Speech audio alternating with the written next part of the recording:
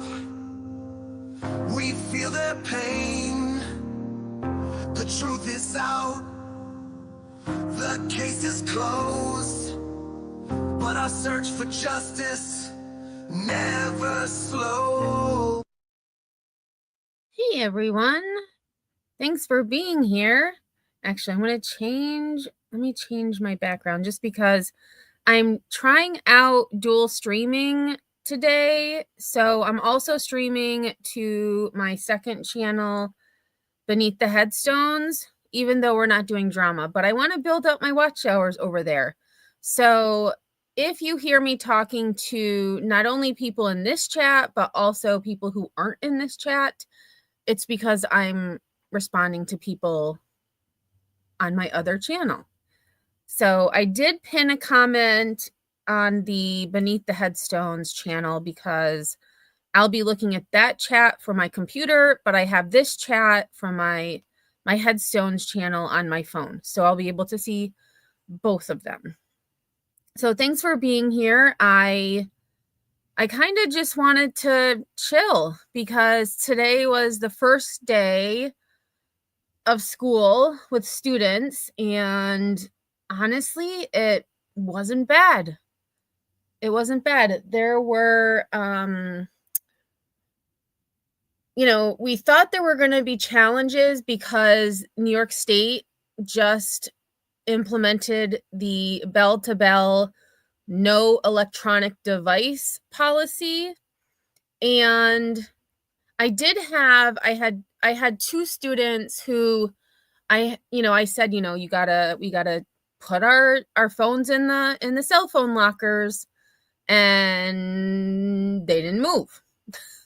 So I'm like, okay, I'm just gonna let it go for now. Well, the one student got up on her own accord, went over to the cell phone lockers, put it in. So, made sure that it was locked.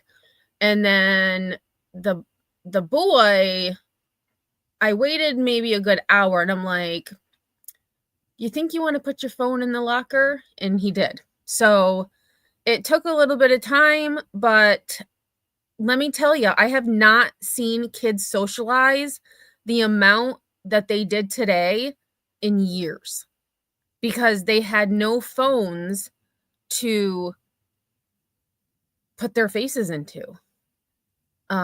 Gym class, there were still a few that were just kind of standing around, but they were standing around talking to other kids. They weren't sitting around on their phones. So there were a few, there were several students who did not turn in their phones, and I knew they had phones, but I didn't see their phones. So I think it's going to be good. I think it's going to be good. And they know to keep their phones put away. And if we see it, we ask them to put it in the cell phone locker. And if they say no, then that goes above my responsibility. It goes to administration. So, but yeah, it was good. Let's see. So let me scroll up because I am behind in chat. So Smokin' was number 1. Thanks for being here, Dina Do. Curious. Yes, I survived day 1. And the history teacher was like, 1 day down, 179 to go. And I was like, well, it's not 180 anymore. So, Ninja said she was number 1 too. So something isn't right here. Lunatic, thanks for being here. Good Trouble, I see is present. Froggy, thanks for being here.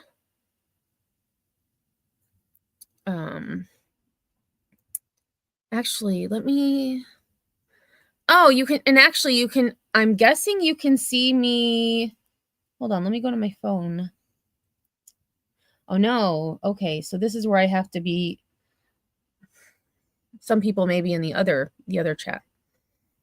Hey, Cocoa Puff, how are you? I hope things are going well where you're at. I think about you often. I saw it,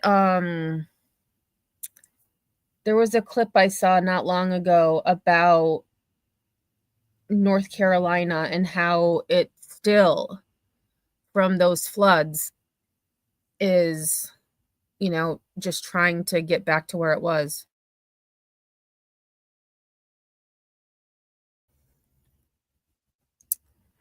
Cuddle, how are you? Thanks for being here. And I just ask that we keep the drama stuff out of chat. This isn't a drama stream. I keep that on my Beneath the Headstones channel. Even though we're just talking about whatever, I didn't plan on talking about drama stuff. I actually, speaking of yesterday in Sinner's chat, we were talking about Powerball. No one won the Powerball. So when I left work today, it was at $1.7 billion. There were 3 tickets, 3 winners in Indiana. And I don't remember the exact amounts, but I can look that up. But 1.7 billion, like, what? And that's only today. We have until Saturday until the drawing. So it's probably going to reach $2 billion. Like, I can't even fathom $100,000, let alone $1 billion. Hey Angie, thanks for being here. Sinner, good to see you. And I kind of answered Citizen's question about my first day. It was good. It was good. I have a lot of boys this year, not very many girls. And man, the boys are chatty. They are chatty. But today was kind of like, first day. And so I kind of just, for the last like 45 minutes, I just let them talk. They were talking to each other. And I was like, you know what? I'm going to let them talk. And the one boy said, "Can you play music for us?" I said, "Well, is it school appropriate?" "I'll make sure it is." So he did. He made sure that the songs did not have profuse profanity, and they were good with it. So he did. The same kid said, though, "I keep reaching for my phone and it's not there." I'm like, yeah. I'm like, it shows us how much we rely on our phones. And I did notice, though, that even myself, like we usually use our phones for, Google Chat to get a hold of administration or our support team. But I didn't really use my phone either today. So it was nice. Lunatic says our school is letting them keep them so long as they're off. They really said nobody's going to get in trouble, though. So are you in New York, Lunatic? Because our policy is pretty strict.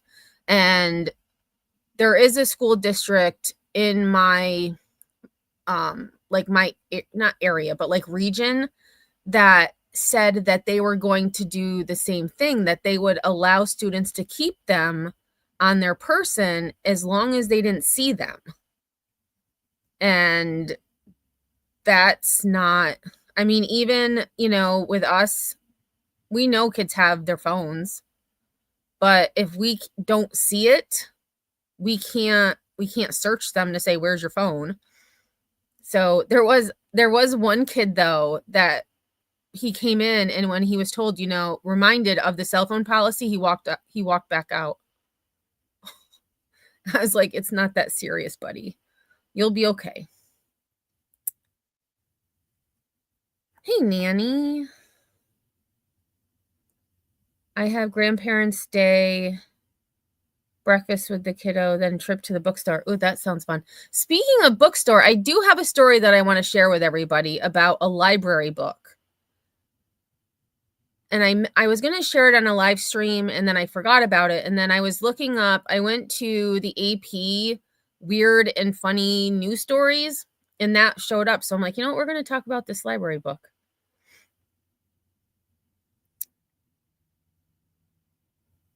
Go take some money. Oh, got to take some money. Some stuff in the bookstore costs a little money. Yeah.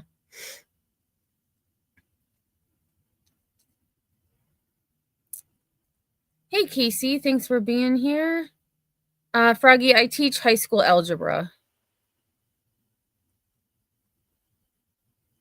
Yep. And so my students are primarily ninth grade, but I do have upperclassmen.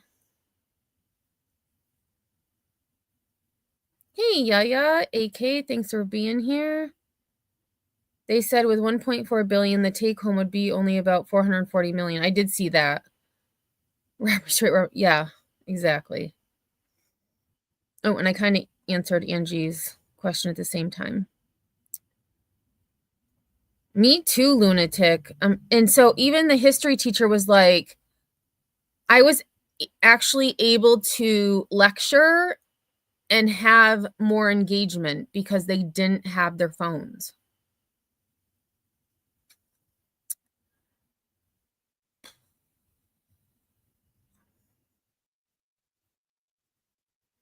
Yep, same, Froggy. Ours, my students, they have to turn them in at 8:30 and they get them back before dismissal at 2:00.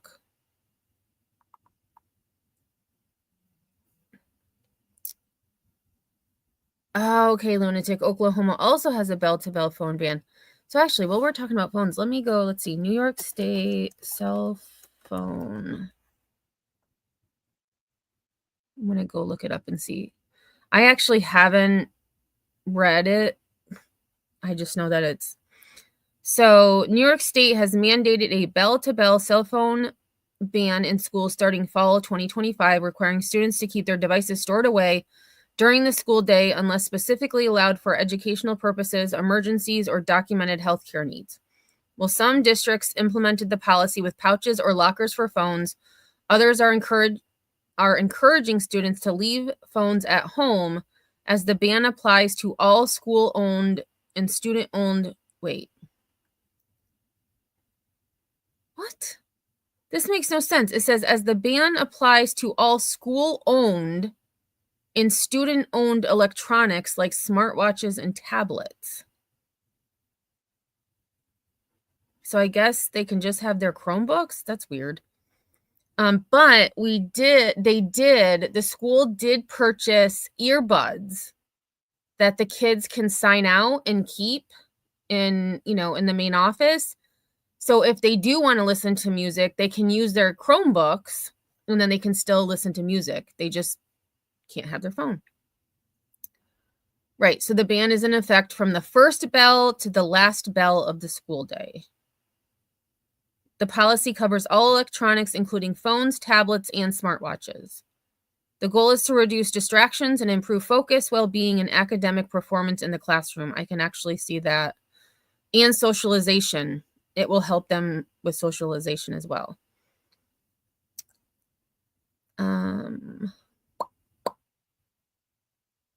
That's really all it says. Let's see. Here's from the governor, Governor Hochul.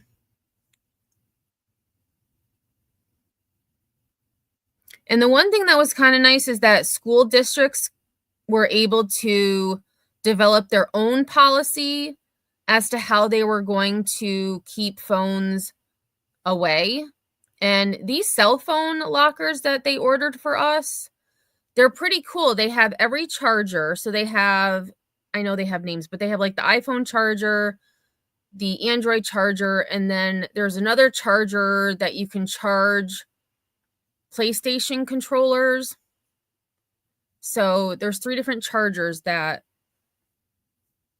can be used to charge during the day. Right, Curious. We didn't have phones in school either. We survived. Thank God. I'm glad we didn't have cell phones in school. Like it was hard enough having people talk shit to your face. Or in like notes, right? You would write notes to your friends and like talk crap about people.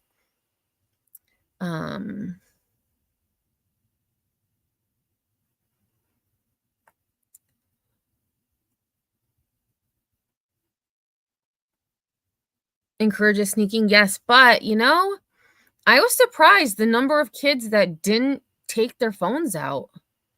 And I thought, oh, there's probably kids probably went to the bathroom to use their phones if they still had them. They didn't really. there was a couple that, well, they could have been vaping too. So,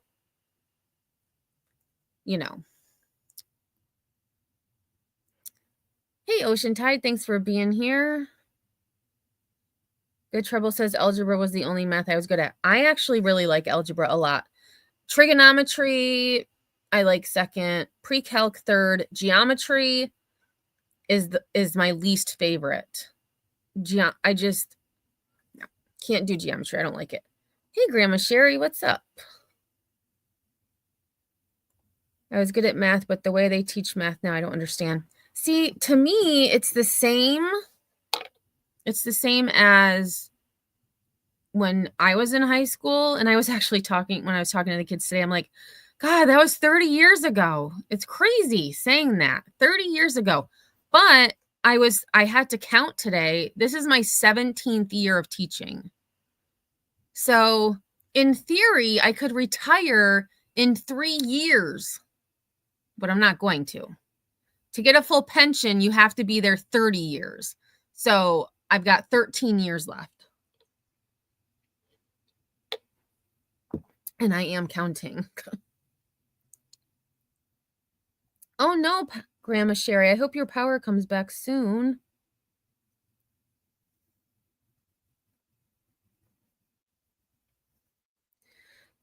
Yeah, the one thing I have a set of Chromebooks in my classroom, but since I've started, I have not used the Chromebooks ever.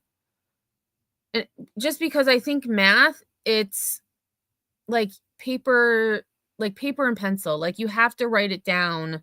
At least for me, I feel like you have to write it down. Like using a computer, it's just, I don't know, it's different. I can see using a computer for other subjects, but math is a little different. New math incorporates the work we used to do in our heads. One second. The new math, or like in New York, it was Common Core. Now they changed the name to Next Generation. I mean, next year it's going to be called something else. They just changed the name. I will say though that the first year Common Core came out in New York, it was out of control. It was a reading comprehension test, not a mathematics test. They did slow their roll a little bit. The Board of Regents did slow their roll the next year, but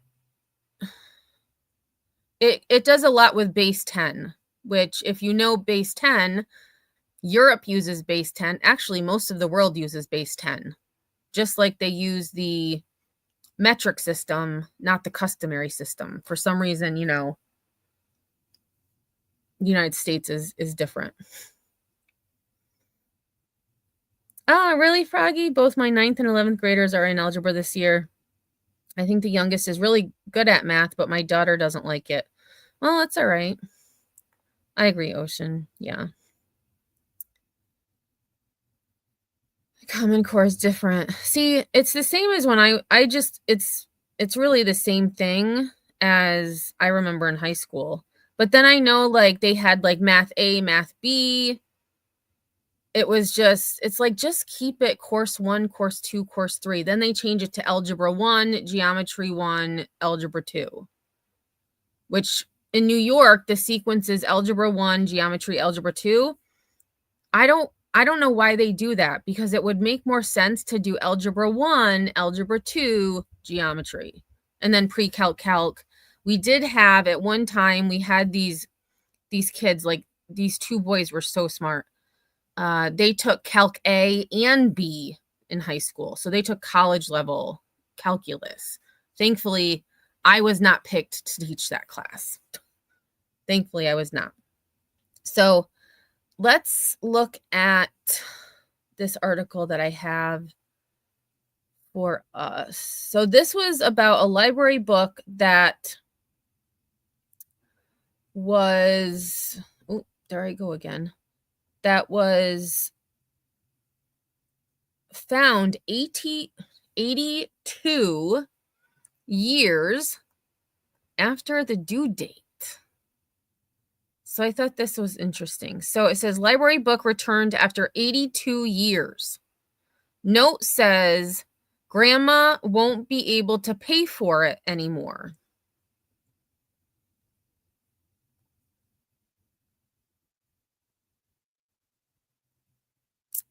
So here's the book. Let me see. So it was a 28-day book. Oh, let me zoom in again. It's hard to see. So it was due July 30th, 1943. The San Antonio Public Library. Okay. Hopefully they say what the name of the book is. A library book has been returned nearly 82 years after it was borrowed from the San Antonio Public Library. It came with a letter noting that grandma won't be able to pay for it anymore. The book is Your Child, His Family, and Friends by marriage and family counselor Francis Bruce Strain. It was checked out in July 1943 and returned this past June from a person in Oregon. Wow. After the recent death of my father, I inherited a few boxes of books he left behind. The person wrote in a letter that was shared by the library on Instagram and signed with the initials PAAG. The book was a guide for parents on helping their children navigate personal relationships. It was checked out when the person's father was 11 years old.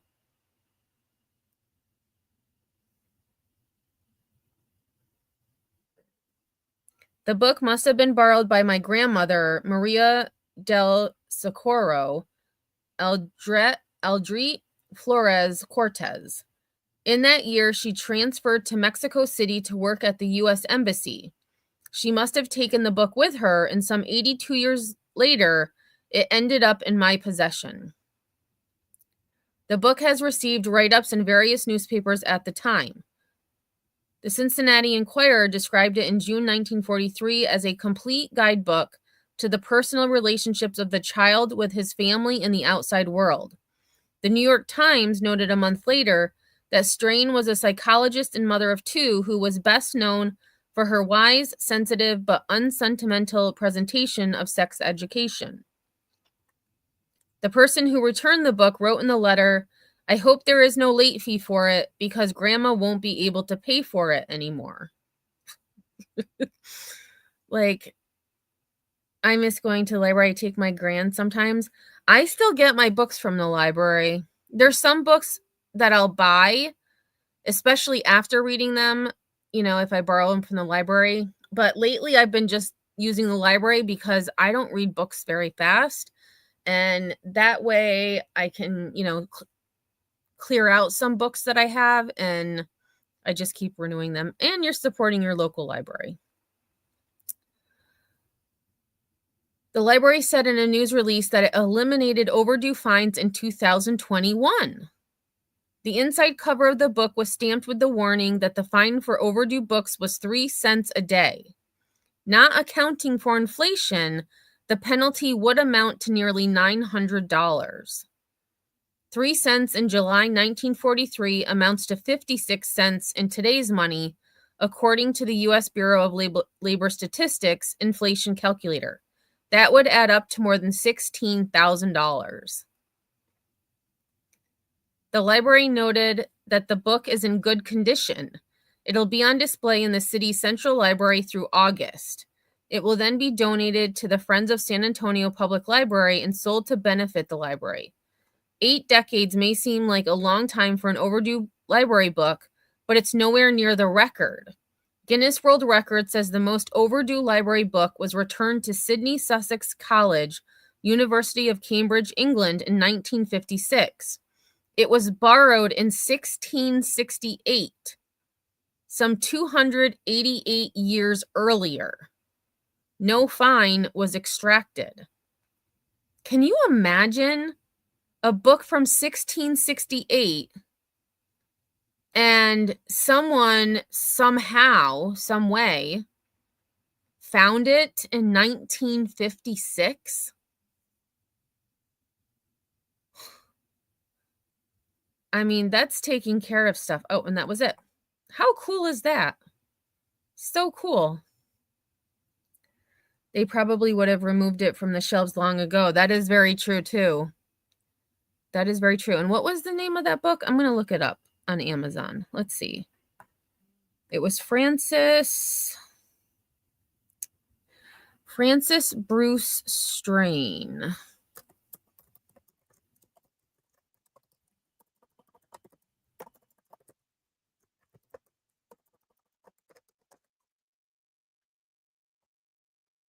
Okay, so Amazon does have. Okay, so these books aren't sold on Amazon. It's clearly not being published anymore. But oh, here is Your Child, His Family and Friends, 1943. Currently unavailable. Let's see. Is anyone selling it? They are not. So that's pretty cool though. I'm guessing there may not be any other copies around. And some of the other titles, oh, this one you can buy used for $20. This is called The Normal Sex Interest of Children, From Infancy to Childhood. That was from 1948. Being Born was another name of one of her books. Love at the Threshold, a book on social dating, romance, and marriage. Marriage is for Two. Wow, this woman had a lot of books. Love at the Threshold, a book on dating, romance, and marriage. That you can buy for $45. That's from 1939. New Patterns in Sex Teaching, a guide to answering children's questions on human reproduction, 1951.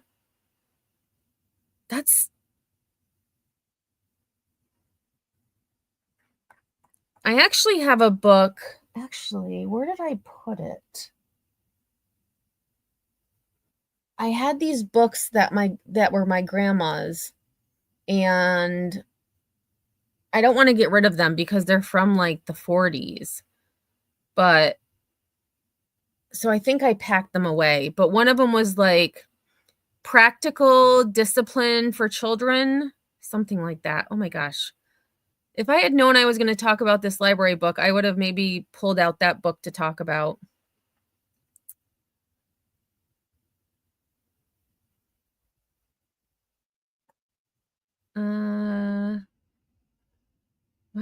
This thing just skipped forward. Sinner says I still use the library often. Me too. And when I used to have to drive a long ways to get to work, I would listen to audiobooks.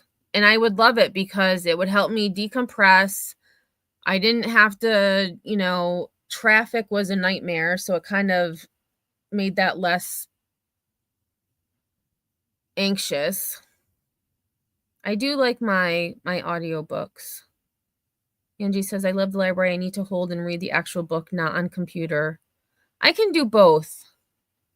And especially with audiobooks, what I would do is, because some of them were really good, I would request the book from the library for home, because that way I could listen to it in the car. But then if it was, I didn't want to stop, I could then come into the, home and read it here. And then I would just go back and forth. Ocean Tide says, so do I, Sinner. We have a tiny one in my small town. I do. I like my library. And it's nice when they see you walk in and they go to get your requests right away. It's like they know who you are, and it's just cool.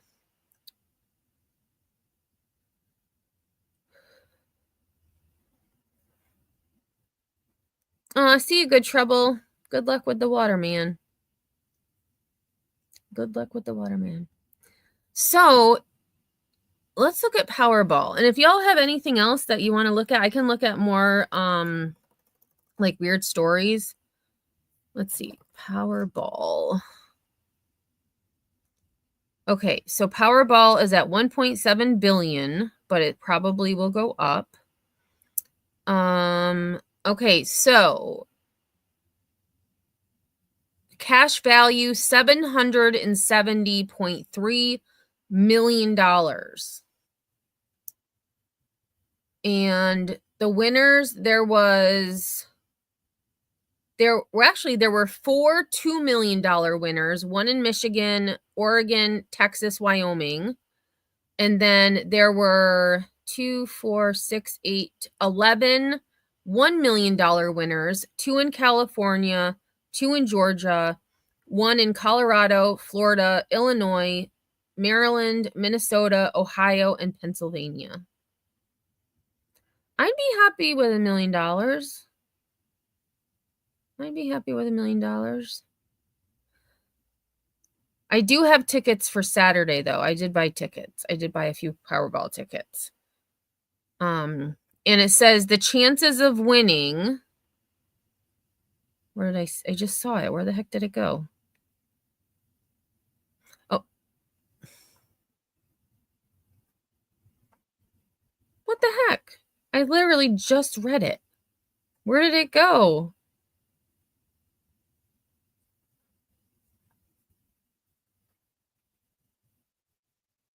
Oh, here it is. So it says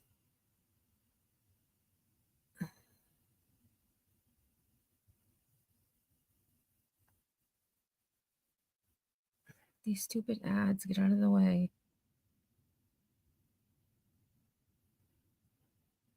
Oh, here we go. The odds of winning are 1 in 292.2 million.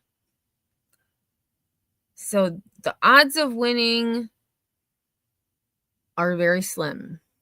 But I think if you get just the Powerball, or like, what is it called? Like the Mega Ball. Oh, and they break it down even further. So getting the Powerball only, 1 in 38.32. Is that in millions? Must be. So 1 in 38.32 million. Getting one number in a Powerball, 1 in 92 million. 2 numbers in Powerball, 1 in 701 million. So that's interesting. Getting 2 numbers in the Powerball. Oh, that's why, because the 3 numbers. So getting just 3 numbers is 1 in 579 million.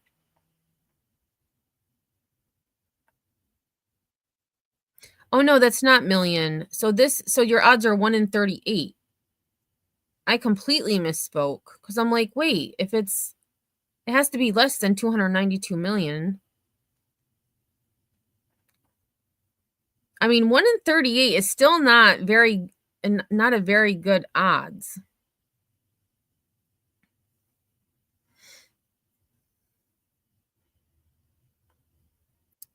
Powerball is done on Monday, Wednesday, Saturday, I believe. I was just at their site. Let me go look. And I use an app. I use Jack Pocket to buy my lotto tickets.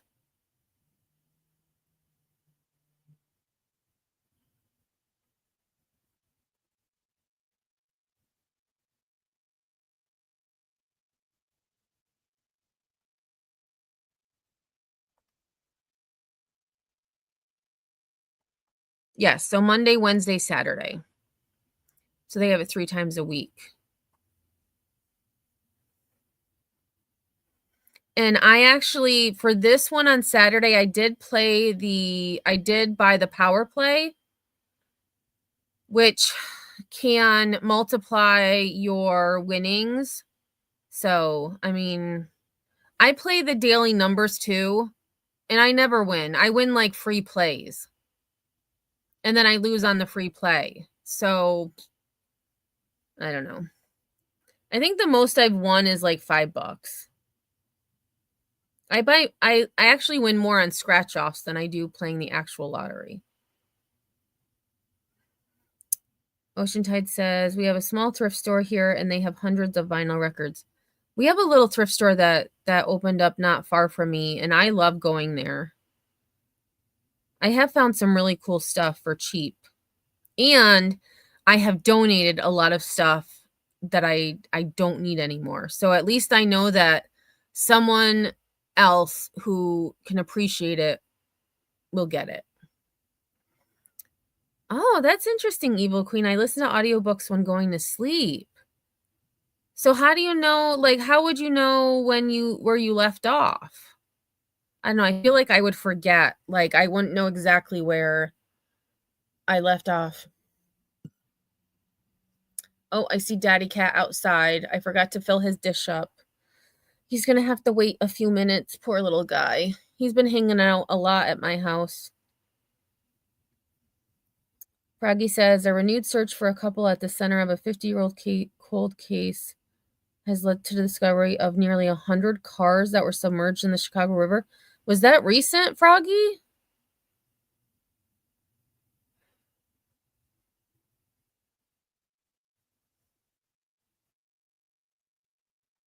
You have a better chance before the jackpot gets big. That is true. That is true. And that's why I usually play the lotto, because the lotto doesn't normally get very high, the New York lotto. So I'll just play, the New York lotto.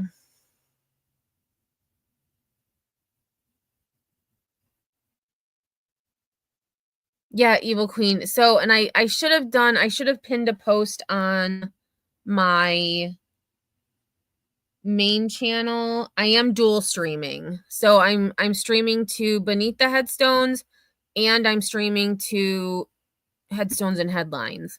Just because I want to get my watch hours up on the other channel, and I don't go live there very often, and I figure since this isn't really true crime and it's not drama, I'll just kind of stream to both. That way I can get those numbers up.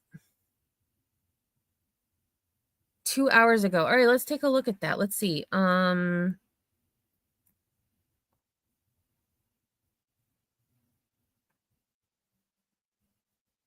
Chicago River. Okay.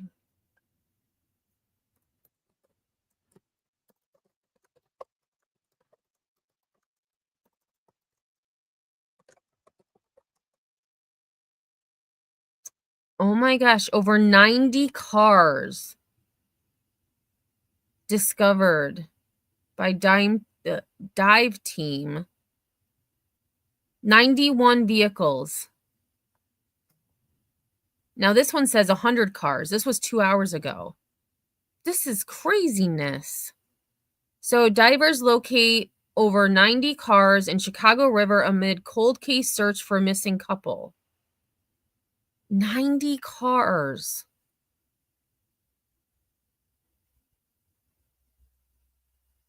You know what? Let's just watch the video. Pause. Oh, come on. Okay, we gotta listen to an ad first. About adding to it. The Invesco QQQ Income Advantage ETF. Access to the NASDAQ 100 now with added income. Before investing, With consider fund investment objectives, risks, rowing charges, expenses, and more. machine. That's neat. Invesco.com. Chicago River. Our Winnie George is live along the river with more. Winnie. Oh, let's see. Done. Good afternoon. Well, Chaos Divers started their search for the missing couple late August. The goal is to find the wife and husband and their vehicle. But since August 27th, they found 97 cars in the Chicago River. They've been keeping a tally to hand it over. Wait, so did she say since August 27th? Missing couple late August. The goal is to find the wife and husband and their vehicle. But since August 27th, they found 97 cars in the Holy crap, that's only like 7 days. 1, 2, 3, 4, 5.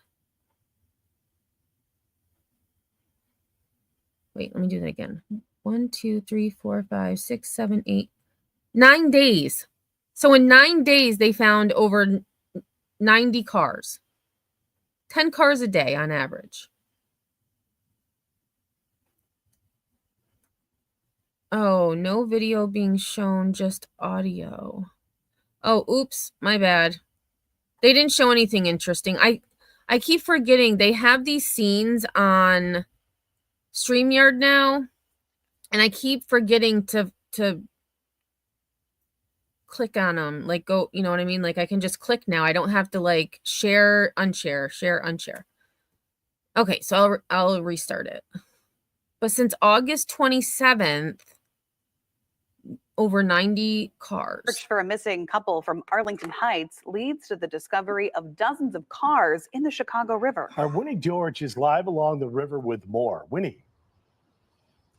Good afternoon. Well, chaos divers started their search for the missing couple late August. The goal is to find the wife and husband and their vehicle. But since August 27th, they found 97 cars in the Chicago River. They've been keeping a tally to hand it over. 97 cars in 9 days.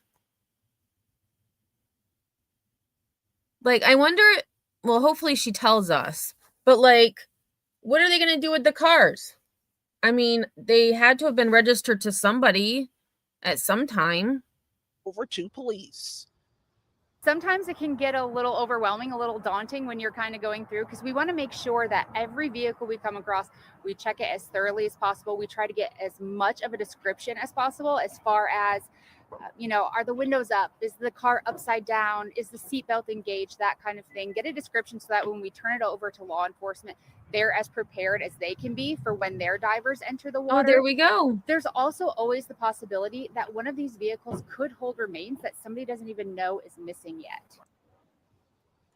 Now, the divers are searching for Edward and Stephania Andrews. The two were driving a yellow 1969 Oldsmobile when they went missing on May 15, 1970. According to a Chicago Tribune article, the couple left a cocktail party at a downtown Chicago hotel. It is believed that the husband was sick during the party. There were multiple searches over the years, but none led to any major clues or leads, only the possibility that the couple could be in the Chicago River. When they left that night, Edward actually kind of crashed. Right? What in the world is right? And thank you so much. Let me scroll down here. VK Sir, thank you so much for this super sticker. That is super sweet.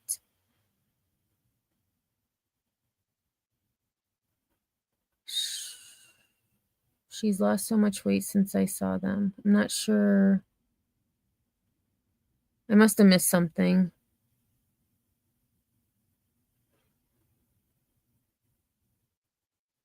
Oh, see, and Froggy knew it before she even said it.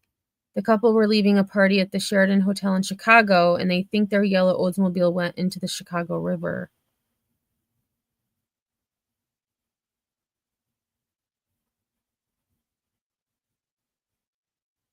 Oh, the one on the screen? Oh, I don't even know who she is. I've never seen her before. Or maybe I haven't, I just don't recognize her. Into the parking garage door, had to back up and straighten back out. And then from there, it said that he went south in the northbound lanes, which that would have taken them into the Chicago River. And the team is actually in the Chicago River as we speak right now. They are expecting to find more cars along the way. I'm live here at the Richard Daley Park Boat Launch. Chaos divers. WGN News. Okay, Winnie, thank you.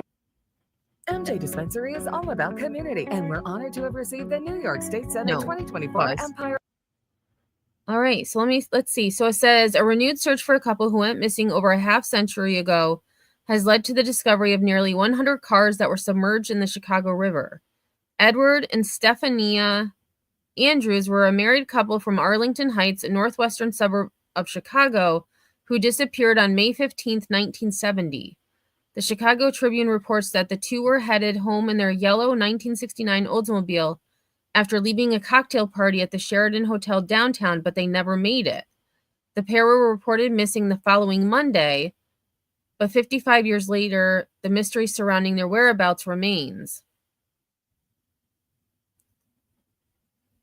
So what day was May 15th?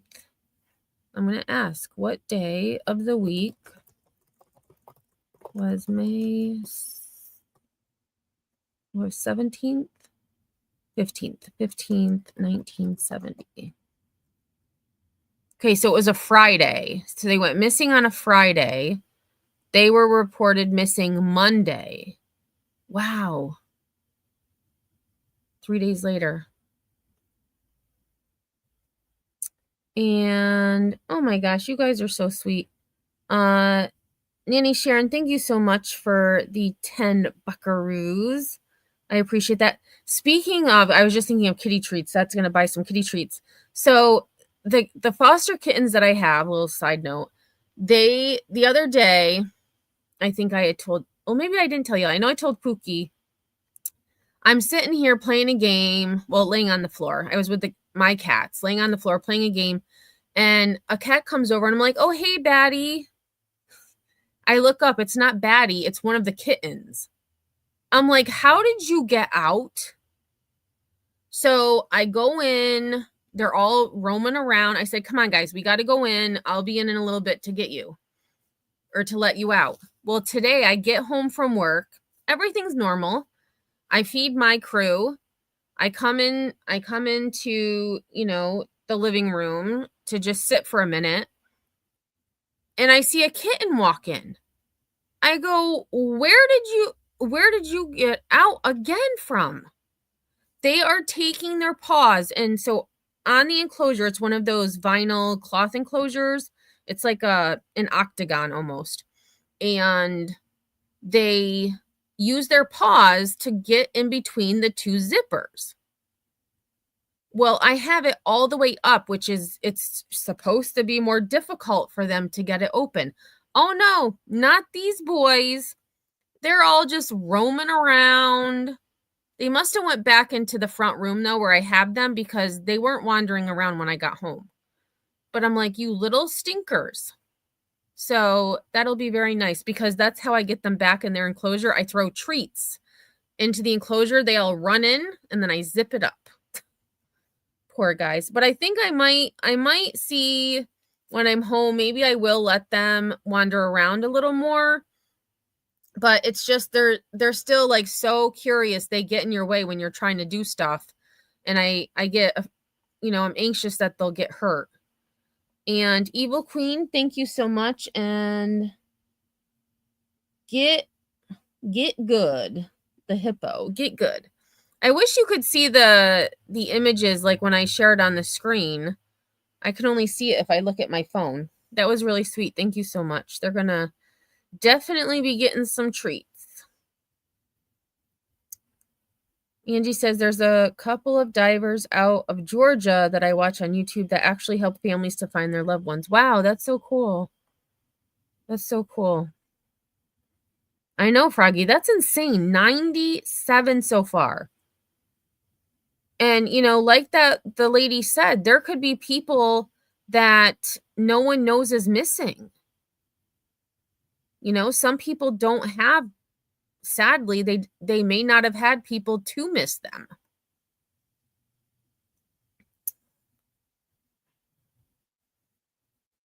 They did. They escaped. They're little stinkers. They're such lovers, though. They're the friendliest kittens I've had in years. Because normally I get feral kittens, or, I'll have a feral mom with babies. So they live, they sense her fear. So then they are more timid. These guys, they are such love bugs. It's really cool to have them. What's for dinner, Grain? Leftover pizza for me. Because I forgot to do my grocery list, which I'm so mad at myself, because I needed more strawberries. I'm like, oh, I'll just eat all my strawberries for lunch today. I'll order more. Yeah, well, I forgot to order more. Oh my gosh, Frog, you didn't have to do that. Thank you so much. Treats for the kitties. I appreciate that. I do have to share. I did share a video on my Headstones and Headlines account. It was members only for a few days, and then I did open up to the public of the kittens that my sister is fostering. They're super cute. Oh, thanks, Pookie. Yes, and I do have a wish list. You don't have to purchase anything on there, but if you're looking to help, I did update it yesterday because apparently something wasn't working right. It was showing that stuff was purchased already, so there wasn't anything to purchase, but it shouldn't have been saying that. It should have just left, what I had. So I did update it. I took some stuff off that I'm like, well, we don't really need that anymore because they're not little babies. And I still have the 3 Fosters from spring 2024. They're still in my kitten room. So, oh, Grain, you're going out to dinner and don't know what I want. Whenever I go out, I get a burger and fries. That's what I order. Okay, so let's get back to this. Sorry about that detour. Okay, so they went missing on a Friday. They were reported missing on that following Monday. In an attempt to locate the missing couple, members of the Chaos Divers team jumped into the Chicago River last week in search of the Oldsmobile. Chaos Divers is a sonar search and rescue dive team that is dedicated to bringing awareness to families of the missing, often collaborating with law enforcement. The team documents its efforts and shares the stories on its YouTube channel, and they are not unfamiliar with Chicagoland. Earlier this year, Chaos Divers helped authorities in a search on the Fox River, eventually locating the remains of Karen Sheppers, a 23-year-old woman who went missing in 1983. It is one of more than 20 cold cases for which the team has provided valuable information. The team came to Chicagoland last week in an effort to help crack 10 local cold cases, but was focusing on Edward and Stephania's disappearance at the time they located the cars. But their efforts to uncover answers may have revealed other curious cases. During their search on the Chicago River between Cicero Avenue and Diversey Parkway, Chaos Divers located nearly 100 cars sunken in the water. Okay, so let's go to the map because I feel like that's not a very, very big space. So Cicero Avenue, Chicago. All right. And so Cicero Avenue and Diversey Parkway.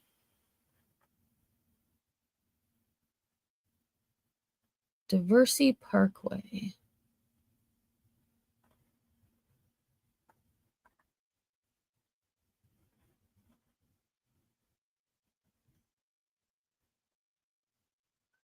Okay, I'm going to have to put that in because to Diversey Parkway.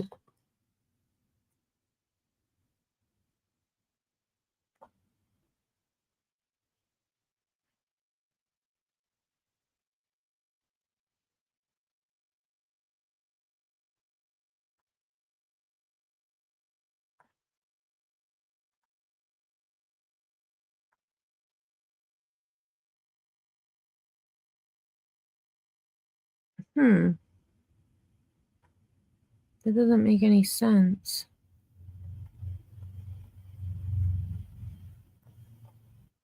I don't even see the Chicago River on here. There's other rivers.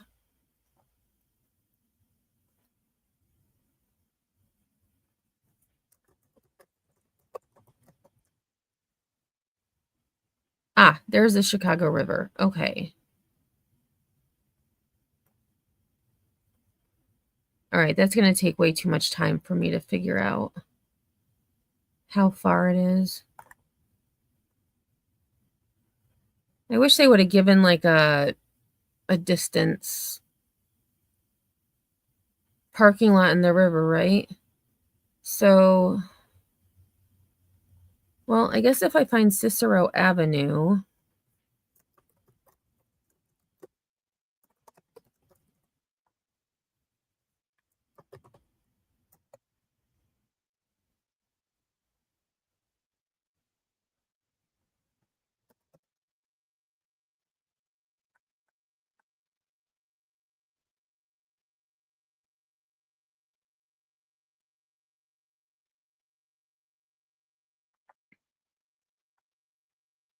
okay, so here's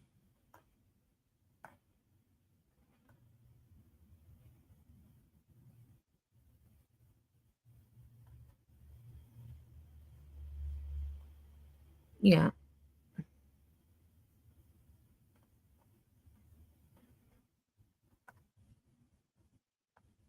So weird. Like, I can find every river but the Chicago River. Oh, wait, maybe this is it right here. There's like a lot of waterways in the area.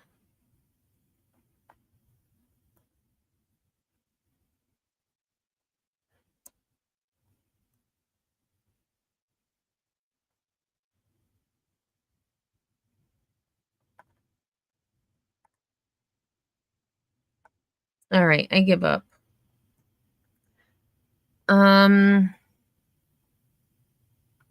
Starting yesterday evening and continuing through today, we've begun the process of clearing them one by one, a KS Diver spokesperson said in a Facebook post shared on August 28th, a day after their search began.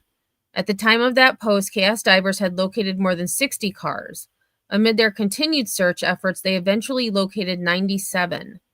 KS Divers will be back out at the scene on the Chicago River on Thursday before they focus their search on the Calumet River on Friday.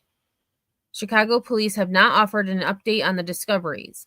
It is unclear if the newly discovered cars are tied to any criminal cases or disappearances. Waste of a perfectly good car. And I feel like some of them probably, that's what I was just going to say, Pookie, probably a lot of them dumped after crimes or, but that just is hard to believe. 97 cars.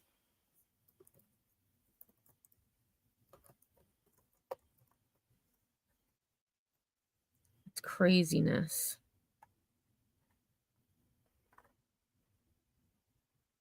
Okay. Oh, so here's the Chicago River. Okay. I was looking, like, I wasn't looking far enough over. So if I go back to Cicero Avenue.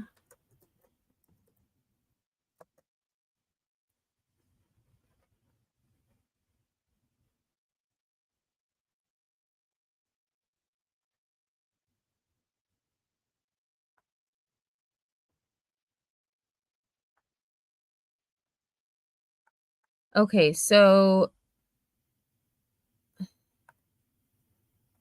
that's the expressway.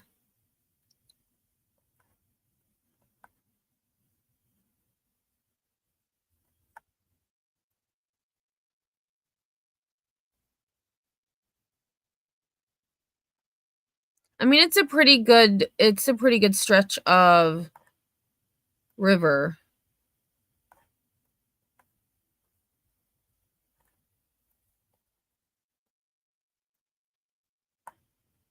But still, like, that's wild.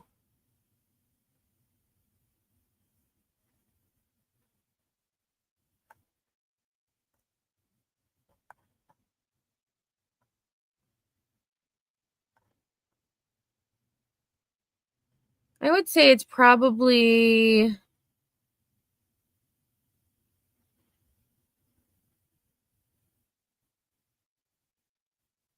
let's see, if I look at maybe a couple of miles.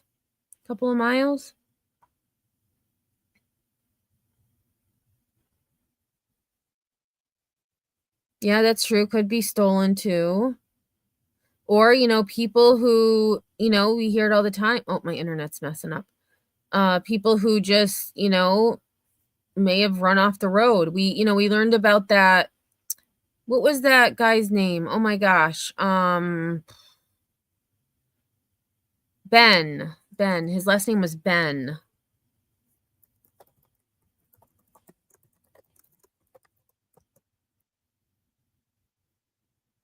Roy Ben. And he went missing in the 1960s. I think it was 1963. No. Late 60s. And he was just found in August 2025. And that was by accident. Yes, the Supper Club man, Roy Ben. As much as that river runs through those suburbs, there's no telling how many cars are in that river. That is true. Yes, Froggy, that was the one that they said had, he was known to carry large sums of money on him. Yep, that was him. All right, so let's just look for one more story. We'll just find one more random story. Let's see, funny stories. Or funny news stories.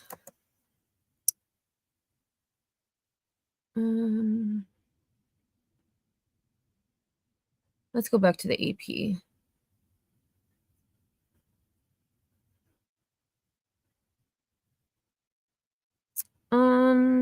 Well, the AP, this isn't really funny or weird news.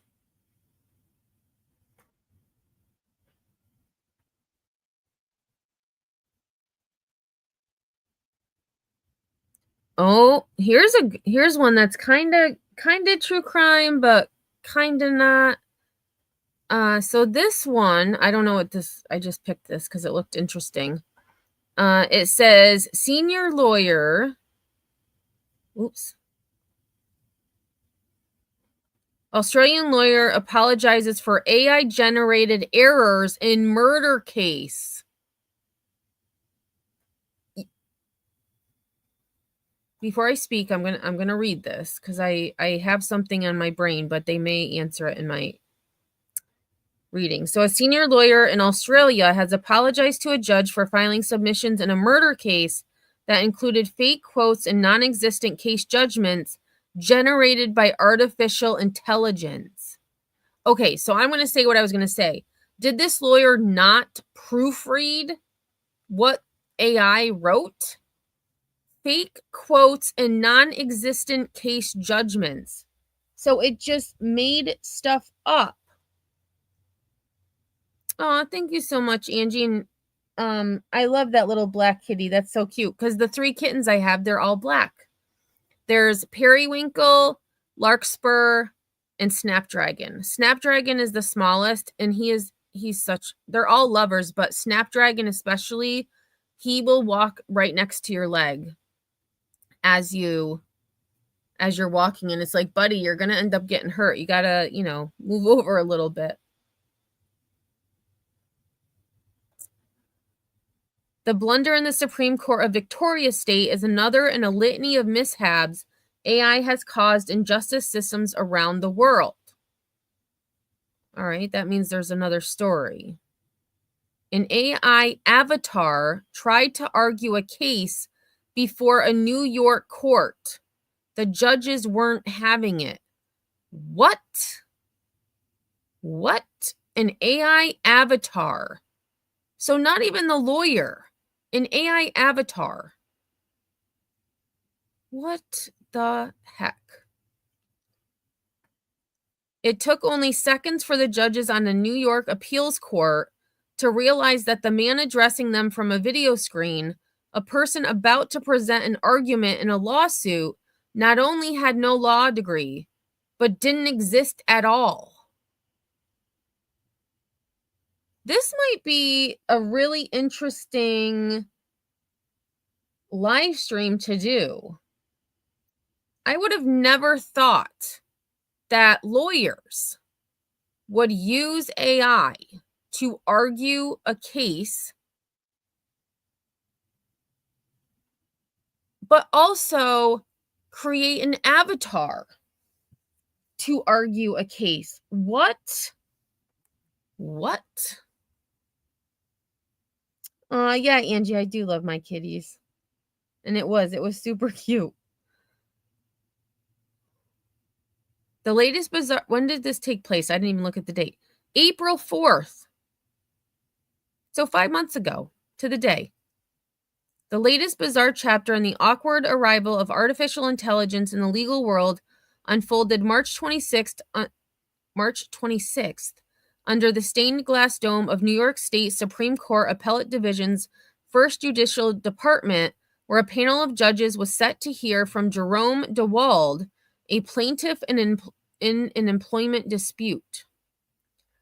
Oh, okay, so it wasn't the lawyer. I take that back. It was the plaintiff in a lawsuit.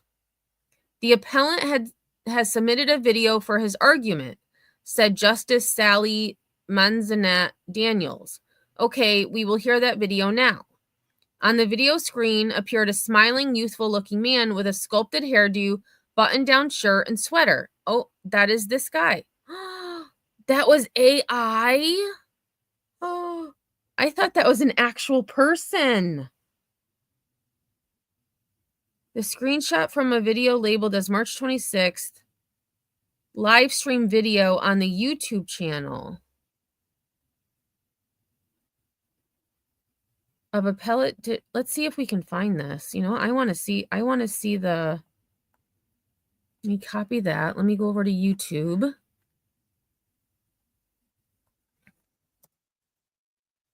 Go over to YouTube. That is insanity. I mean, it's pretty clever, but okay, so this was March 26th.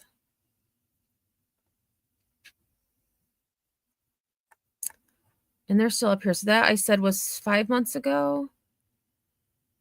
5 months ago. Although they probably took it down. Maybe not. Okay, so here's March 27th. This is March 26th we want. March 26th. There it is, March 26th. All right, let's see if I can find.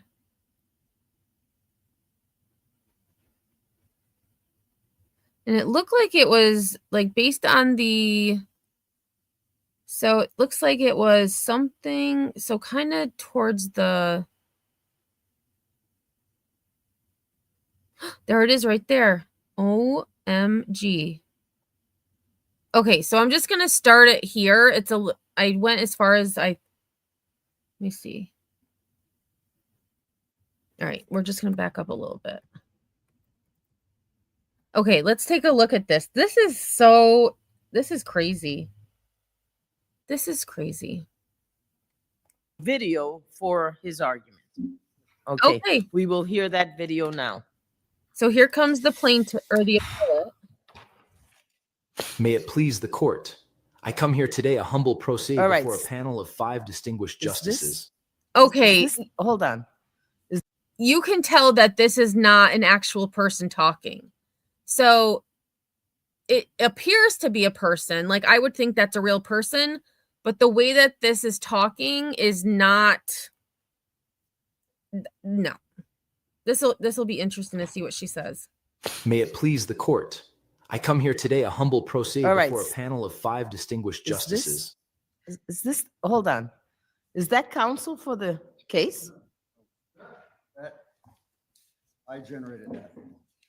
I'm sorry? I generated that. That is not a real person. Okay. It would have been nice to know that when you made your application. Wow. You did not tell me that, sir. I received the application. And you have appeared before this court and been able to testify verbally in the past. You have gone to my clerk's office and held verbal conversations with our staff for over 30 minutes. Okay? I don't appreciate being misled. So either you are suffering from an ailment that prevents you from being able to articulate, or this woman is so cool, right? Oh my God. I can't believe he tried to do that. And she knew right away. She's like, wait a minute. Wait a minute. Is that Ellie's new boyfriend? I don't know what to say. I know. Oh my. She reminds you of Judge Judy. I got to listen to it again. I might have to clip this. This is funny.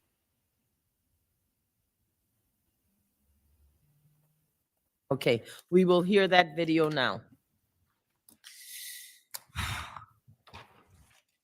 May it please the court. I come here today a humble pro se All right. before a panel of 5 distinguished justices. Is this, hold on. So it was maybe like what, 6 seconds, I think. Is that counsel for the case? I generated that. I'm sorry? I generated that. And so he says, I generated that.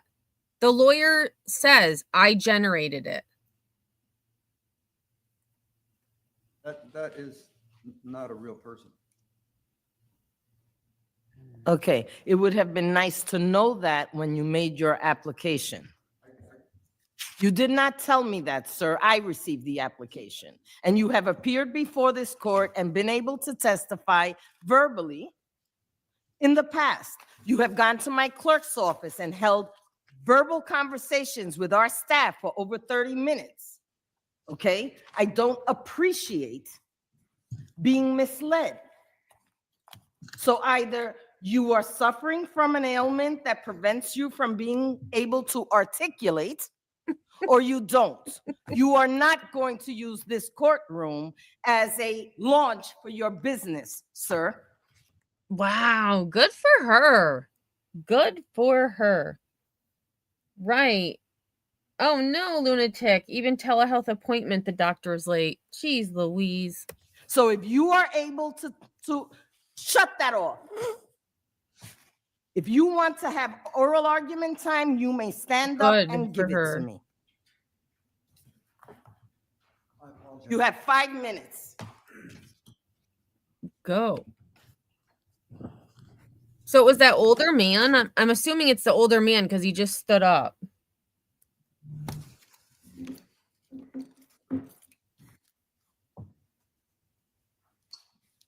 Oh, he just put an earbud in?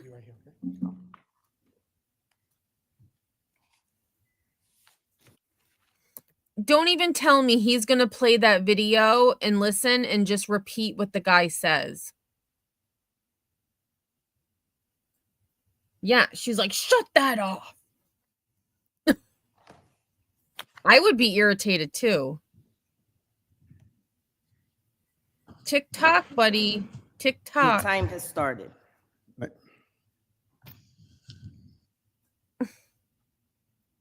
May it please the court. My opponent's entire argument relies on a fiction that I somehow agreed to an arbitration clause that was buried deep in a contract. The facts and the law both reveal why this is not true. Can you please raise the right to you? Okay, go ahead.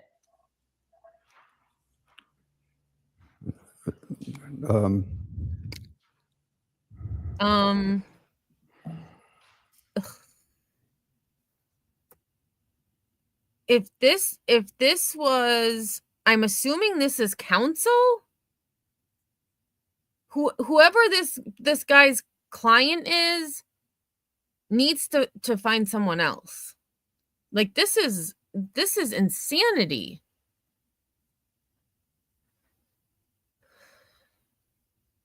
All right, we'll play this a couple of minutes more and then I'm going to go back to the article. We need the Jeopardy music. Do do do do do do do do do do do do do do. Please the court. I come here today a humble pro se. Oh, okay. So he's pro se. All right, I'll give him a little slack there, because he's at the appeals court pro se. But still, if you're going to use AI to generate your response, at least say it yourself.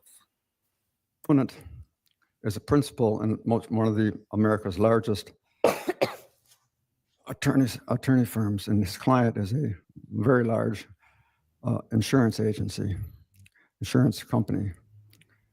The question before you is like unraveling a shell game. Which cup is the bean under? Is it contract A, contract B, or contract C? We start with B and under contract B. We all agree the bean was there in the beginning. It has no arbitration clause. Next, an automated system called FieldNet shuffles the cups. My opponent would like you believe that the controlling contract ends up under contract A, where there's an arbitration clause. But did it really get there? That's the question before this court. 3 critical facts distinguish the... Okay, I had enough of that. But that judge, man, she is a boss. She is a boss babe. All right, so let's look at this article, and then we're gonna end a little bit earlier than I normally do. So I'm getting hungry.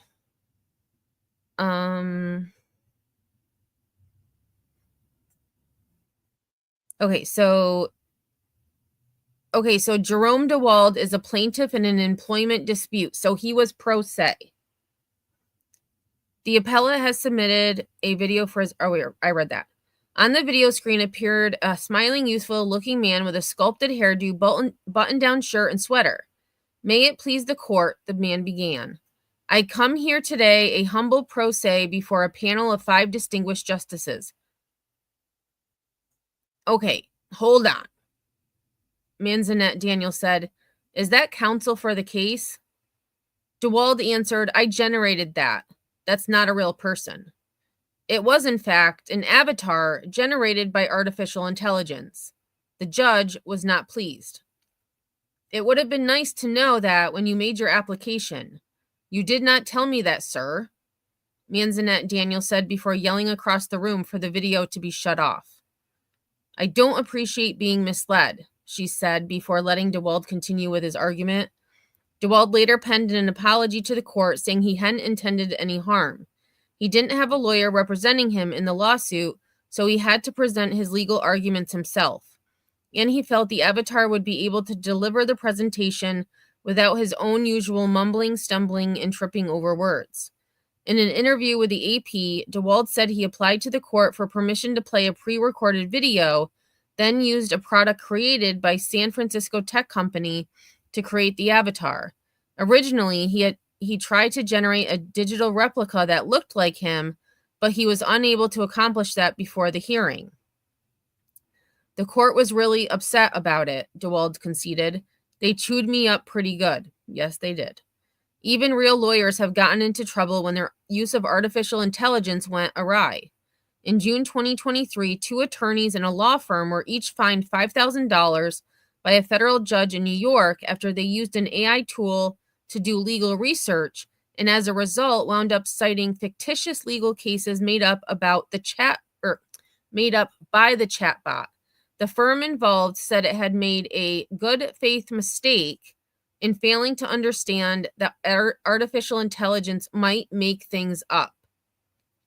Every time I go to Gemini, it will say, or even ChatGPT, it will say, fact check, sometimes we are wrong. And if you're in a federal court,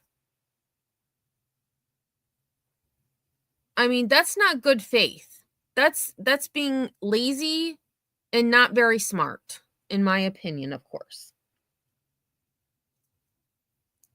Later that year, more fictitious court rulings invented by AI were cited in legal papers filed by lawyers for Michael Cohen, a former personal lawyer for President Donald Trump. Cohen took the blame, saying he didn't realize that the Google tool he was using for legal research was also capable of so-called AI hallucinations. AI hallucinations. Sure, blame the AI. Those were errors, but Arizona's Supreme Court last month intentionally began using 2 AI-generated avatars, similar to the one that DeWald used in New York, to summarize court rulings for the public. What? On the court's website, the avatars, who go by Daniel and Victoria, say they are there to, quote, share its news. Daniel Shin, an adjunct professor and assistant director of research at the Center for Legal and Court Technology at William and Mary Law School, said he wasn't surprised to learn of DeWald's introduction of a fake person to argue an appeals case in a New York court. From my perspective, it was inevitable. He said it was likely that a lawyer would scratch that. He said it was unlikely that a lawyer would do such a thing because of tradition and court rules and because they could be disbarred. But he said individuals who appear without a lawyer and request permission to address the court are usually not given instructions about the risks of using a synthetically produced video to present their case. DeWald said he tries to keep up with technology, having recently listened to a webinar sponsored by the American Bar Association that discussed the use of AI in the legal world. As for DeWald's case, it was still pending before the appeals court as of Thursday. Oh, and that was it. Like, that's actually really interesting. And I mean, those two lawyers, where was it? New York. I mean, they were just fined. They should have, I mean,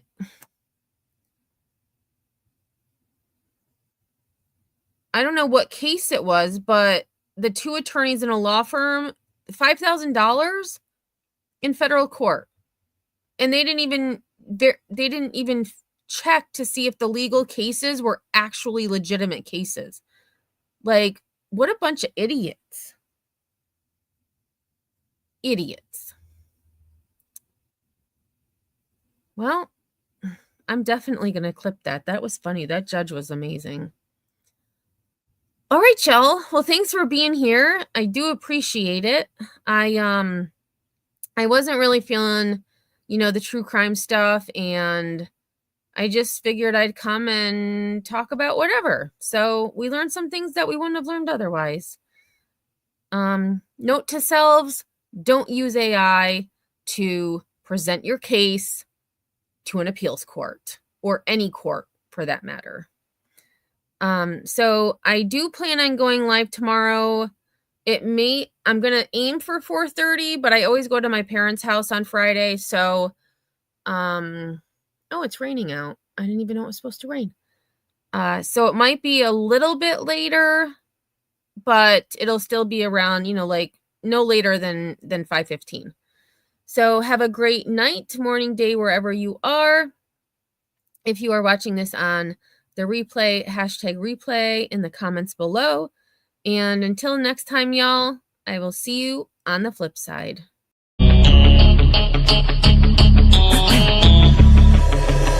You have one shot on stage, what you got to play? Generic drops for days, still the people rage. Am I not insane? Can you stop and explain why these drops are so lame? Is money buying you fame? I'm fucking on, I'm killing it with this song. You haters can sing along or go back where you belong. Yeah, there's nothing wrong with giving up, moving on. Cause I took your girl to prom, she can't help but sing this song. Comes off till the lights go out, till my legs give out.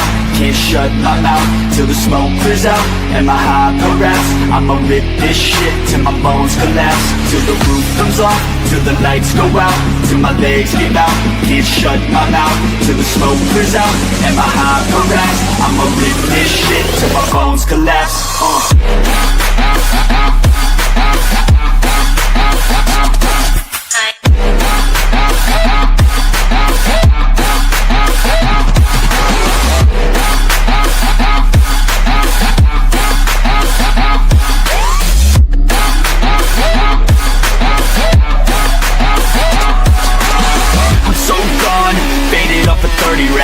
So on like a light switch, flirting back. There's nothing wrong with the way that she's working that. I just want that body bad, come on baby, bring it back. I'm so gone, faded off a 30 rack. She's so on like a light switch, flirting back. There's nothing wrong with the way that she's working that. I just want that body bad, come on baby, bring it back.